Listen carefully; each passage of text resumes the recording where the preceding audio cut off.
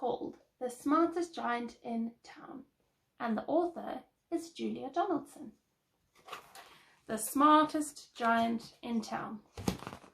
George was a giant, the scruffiest giant in town. He always wore the same pair of old brown sandals and the same old patched-up gown. "I wish I wasn't the scruffiest giant in town," he said very sadly.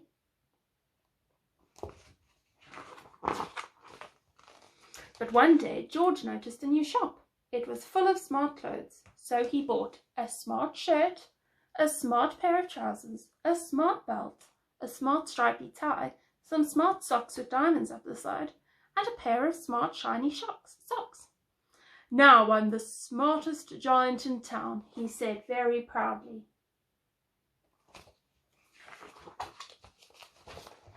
George left his old clothes behind in the shop. He was about to go home when he heard a sound. On the pavement stood a giraffe who was sniffing sadly. "What's the matter?" asked George. "It's my neck," said the giraffe. "It's so very long and so very cold.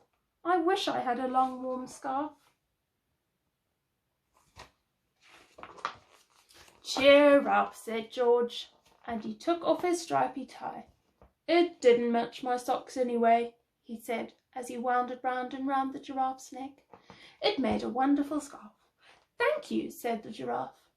As George strode towards home, he sang to himself, "My tie is a scarf for a cold giraffe, but look me up and down, I'm the smartest giant in town."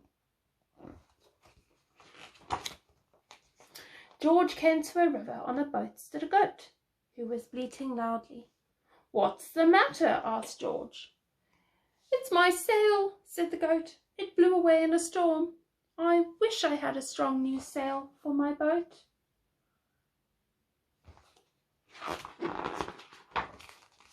"Cheer up," said George, and he took off his new white shirt. "It kept coming untucked anyway," he said, as he tied it to the mast of the goat's boat. It made a magnificent sail. "Thank you," said the goat. George strode on, singing to himself, "My tie is a scarf for a cold giraffe. My shirt's on a boat as a sail for a goat. But look me up and down, I'm the smartest giant in town." George came to a tiny ruined house. Beside the house stood a white mouse with lots of baby mice. They were all squeaking. "What's the matter?" asked George. "It's our house," squeaked the mother mouse. "It burned down and now we have nowhere to live. I wish we had a nice new house." "Cheer up," said George, and he took off one of his shiny shoes. "It was giving me blisters anyway," he said as the mouse and her baby scrambled inside. The shoe made a perfect home for them. "Thank you," squeaked the mice. George had to hop along the road now, but he didn't mind. As he hopped, he sang to himself, "My tie is a scarf for a cold giraffe. My shirt's on a boat as a sail for a goat. My shoe is a house for a little white mouse. But look me up and down, I'm the smartest giant in town." George came to a campsite. Beside a tent stood a fox who was crying. "What's the matter?" asked George. "It's my sleeping bag," said the fox. "I dropped it in a puddle. I wish I had a warm, dry sleeping bag."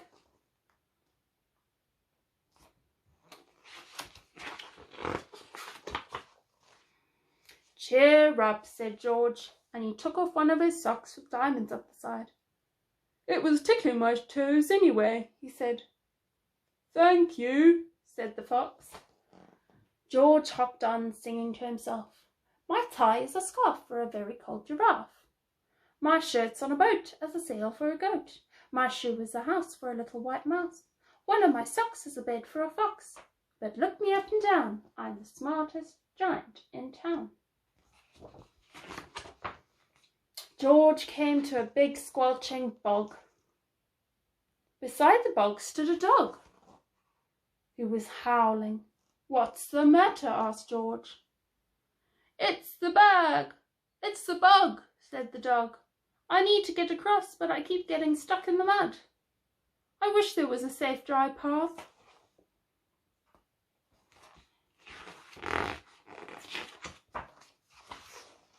"Cheer up," said George, and he took off his smart new belt.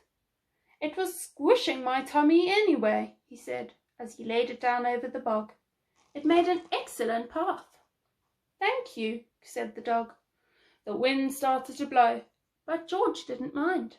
He hopped on, singing to himself. "My tie is a scarf for a cold giraffe. My shirt's on a boat as a sail for a goat. My shoe is a house for a little white mouse. One of my socks is a bed for a fox.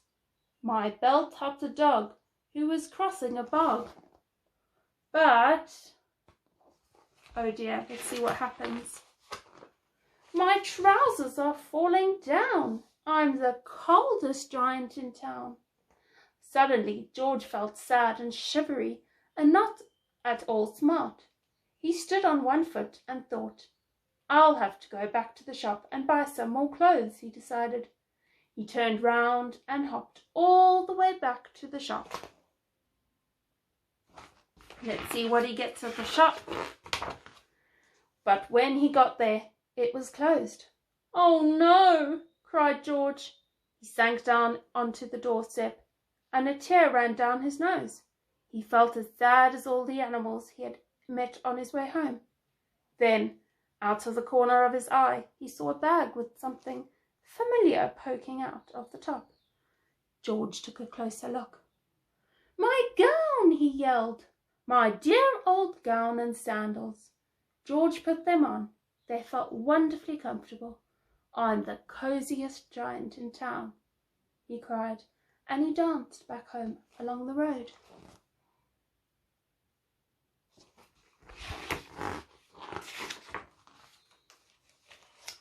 Outside his front door stood all the animals he had helped. They were carrying an enormous present.